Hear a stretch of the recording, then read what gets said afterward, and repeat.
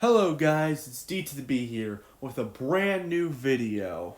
And of course, it's about Transformers, one of my favorite franchises that I've made a lot of YouTube videos for. And today, we're going to be talking about something that's been going on for a while. To explain why I'm making this video, I have to go way back and let you know where this topic all started. So, in 1984 aired the first episode of the Transformers cartoon, Transformers Generation 1.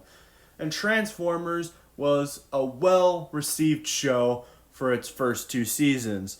It was so popular that they decided to make a movie, Transformers the movie, which in my opinion is the best Transformers movie, in my opinion. Because it had the best soundtrack out of all the Transformers movies, including the Michael Bay one, the first one, and it had the best story out of all of them. Yes, I said it. The only one that can kind of rival it is Predacons Rising from Transformers Prime, even though I do like Transformers 1, 3, and 4, and Bumblebee was okay. Continuing on, when the movie first aired in 1986, the fan base was divided because some people liked this film, like example, Optimus Primal, and many people did not like this film because of certain things. A lot of the characters in the Transformers toy line, their toys had been discontinued. They were not making any more of those characters. So Hasbro needed to find a way to take these characters off, and the movie was the way. Except for Starscream. Starscream was the only one whose toy hadn't expired yet, but they decided to kill off anyway. Which I am honestly fine with because, come on. Starscream has betrayed Megatron way too many times. He had it coming.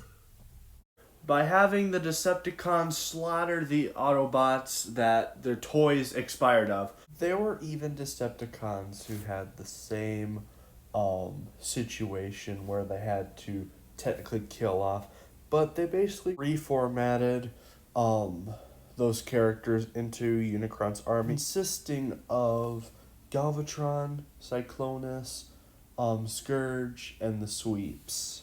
I thought I would throw that in there. Darn, I need to make a review on this movie. They're the Autobots that their toys expired of, which included Optimus Prime himself. So many people were upset when they killed all these good characters off, including Optimus. Like, even the parents were asking the people who made the movie, why'd they kill off Optimus Prime? You don't believe me? Here's proof. Here's the death of Optimus Prime. And so everybody was for that. Megatron must be stopped. No. Parents about, how can you kill off Optimus Prime? My kids are so upset and all of that.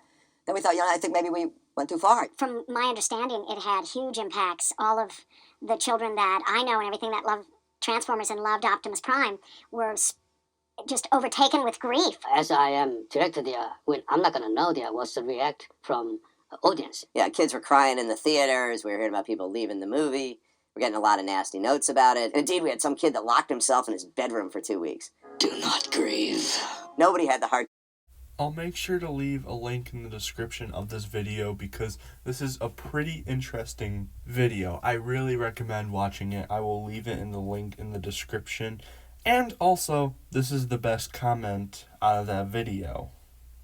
Later, they would create the episode that turned Optimus Prime into a zombie, where they kill him off all over again. And then they eventually bring him back. And then that creates the problem we're having today of Optimus Prime dying and coming back to life all over again. So yeah, it's a vicious circle. The only thing that technically didn't do that was Transformers Prime Predacons rising, and that's it. In my opinion, even though I do like Optimus Prime myself, they should have just kept him dead. Just saying. And, of course, Optimus's death is the topic of sorts. Because in the movie, spoiler, in the movie, Optimus faces off Megatron all by himself, and he gets close to victory until Hot Rod gets in the way and gets him killed.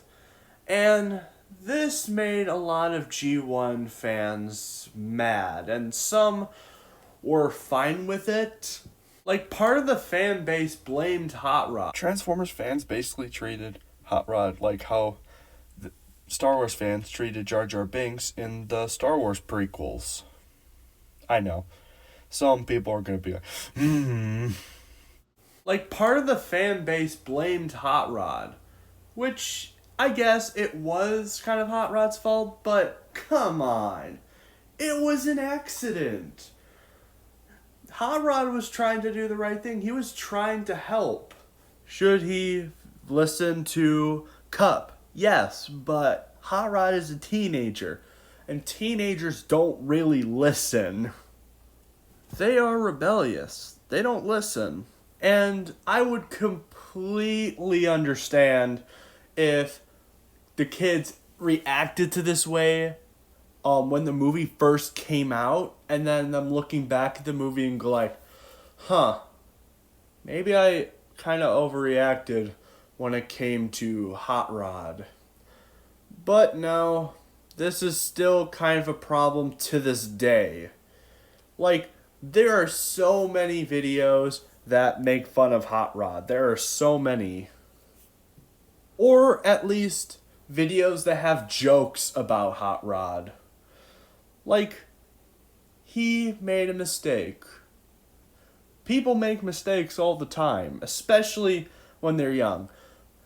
Because when they're young, they're rebellious, they don't understand things. And I think Rodimus Primal summed it up best himself. This is a clip from Common Cam's Devastation interview with Rodimus Primal. So, this is his video, not mine. Here you go. Here's the clip. And the who became Cyclonus. Oh yeah, the Cyclonus. That and who did Hot Rod kill Prime, which he did not. I mean, considering you've got Rodimus Prime as your icon mascot, I assume you are very vigorous about that. Well, because here's the thing, oh god, I've set him off now. yeah, if any other Autobot jumped in to the fray, and it was a character that you knew and you loved, and they jumped in to try and save Prime, but they failed, would you blame them? Imagine if it was Bumblebee and everyone just hates Bumblebee. Well, what if it was Bumblebee? Seriously, honestly, think about it. What if it was Bumblebee? Would you blame Bumblebee for Optimus Prime's death? No, because you know Bumblebee's character. Hang on, let me think about it. Yes, I would. You would. If you have not seen these videos already, I really recommend you watch them. They're just a fun discussion, and also have this point.